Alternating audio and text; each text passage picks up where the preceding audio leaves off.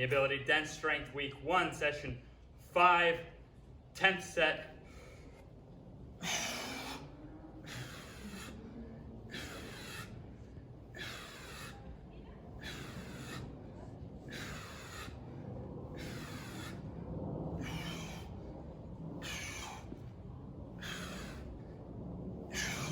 Now, why would I go from a VMO squat? That's your vastus medialis, the most fast twitch of the quads, the most important muscle to protect your knees, and then do a depth jump. And specifically, I'm gonna be doing supramaximal depth jumps, but teaching you why and how. Supra meaning beyond maximum. So let's say I can jump this high. What happens when I fall from higher than that? Okay? And the first step is to absorb the landing. But when you fall from higher than that, you actually cause more adaptation than anything you could express on your own. So even things like a Vertimax that costs thousands of dollars are proven in studies not to work as well as supramaximal depth jumps. When I go just above my vertical, that's about 4 times my body weight in forces. Now, how could you handle that much? It's because you're not just muscles. In fact, your Achilles tendon is the biggest, thickest, strongest tendon in your body, and tendons are stronger than muscles. So yeah, your glutes are the power, but your ankles are the elasticity, literally with bigger, thicker, stronger tendons. And now maybe that's why our knees get so messed up, is because they're stuck in the middle. The quads are weaker than the glutes, and the quad and patellar tendons are weaker than the Achilles tendon. So we have a simple math equation where the more knee ability you get, the more you can get out of the #1 vertical jump exercise of all time. That's even gonna make you run faster. It'll improve your 1 foot jumping, 2 foot. It doesn't really matter what you do.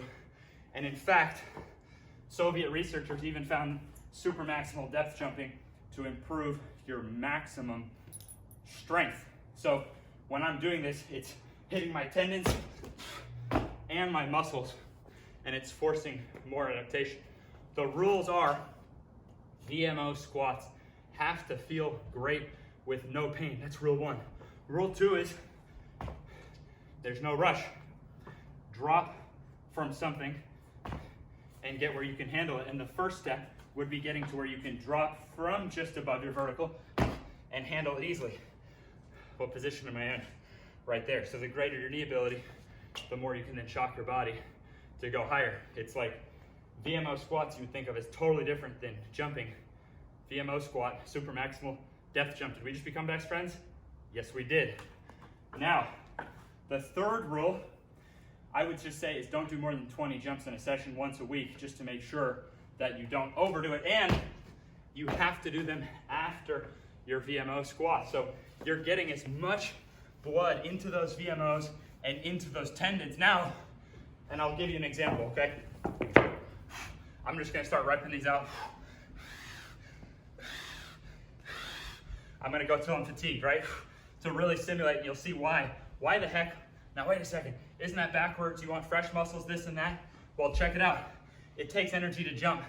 It doesn't take any energy to fall. So in fact, by frying your VMOs first, you're getting more safe plyometric training because you're getting the blood to the very tendons you need, and it's much harder to get tendon blood flow. I'm just trying. It's much harder. Oh, so much burn, right? But, oh. Now it causes even more gains and safer. So again, follow the 3 rules, which means your knees have to feel great to even start to work on it and get to where you can land, and then only turn that. Once you can land it easily, you see now you start to turn the landing into an actual depth jump. And then just don't do more, because honestly, this feels great. Like, oh my God, what if I did this every day for an hour? Well, I don't know. The research looks good enough that if you get 20 of these, you can create adaptation. So it's a totally backwards way of thinking, but it makes complete sense. I'm producing the greatest safe adaptation of any exercise while putting money in the bank for my knees. Stronger legs, remember, up to 14% maximal strength increase from depth drops, which, let's say you got all your muscle just from the weight room and all your strength. Well, that's gonna result in more mass. Something like this is almost no mass accumulation. So this allows you to increase your pound for pound strength because there's almost no mass accumulation, but it's jacking up your maximal strength. Do you know which animal has the highest vertical? It's the flea. The flea has a vertical 150 times its height. It also can pick up 150 times its weight. So this might be the secret of anyone being a freak athlete, but what is it built on? And what is this built on? Because just having strong knees, you can still get in trouble in this if you have imbalanced knees. So this is built on your Patrick step up and that ATG split squat. So now all of a sudden, those Patrick step ups and ATG split squats, maybe now my 19 to 42 inch vertical jump transformation is making a lot more sense when I can do whatever I want to adapt. Oh, I live in a house now. I don't know if the neighbors are gonna like this, but you get my point.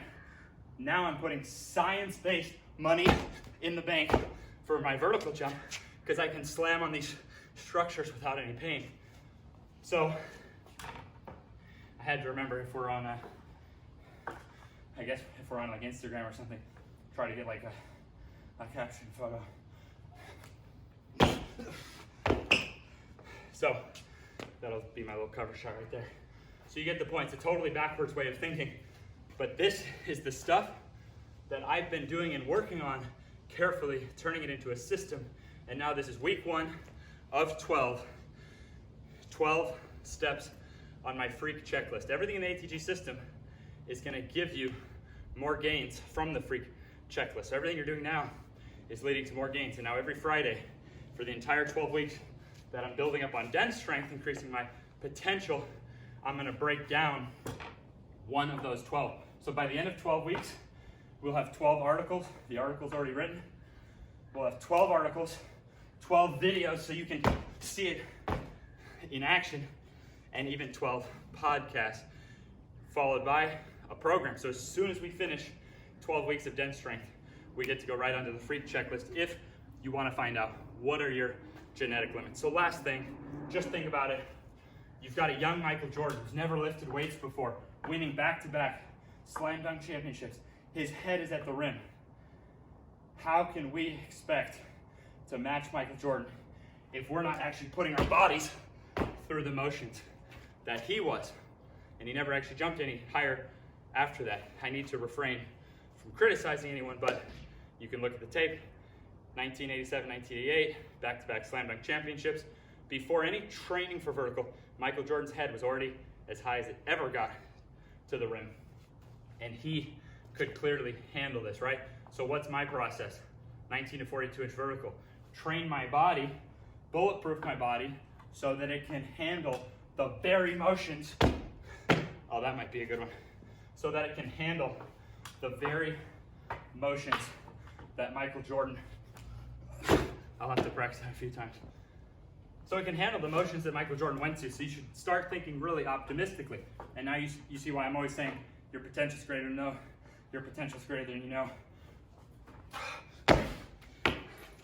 That'll work. But I wanted to give you a real look at this, show you those 1, 2, 3 of application, and dream bigger. Potential is greater than you know, but it's a math equation of how bulletproof your knees are versus how much you can get out of super maximal depth jumps.